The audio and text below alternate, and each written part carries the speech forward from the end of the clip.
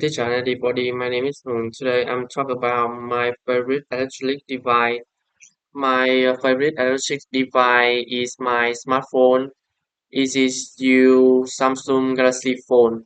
It's used every day because it is very helpful in my life. The phone has many functions. I can make phone call and send message to a family and friend. I can also use it take photo and record video. I often listening to music and watch YouTube video on my phone when I have free time. It help me relax after school. I also use my phone to read new and learn English.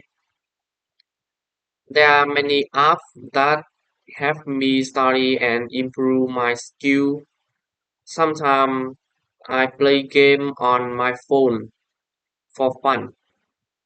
My smartphone is more light and easy to carry. I can put it in my pocket or bag. I think it is a very small and useful device. I love my smartphone. Thank you for listening. Goodbye.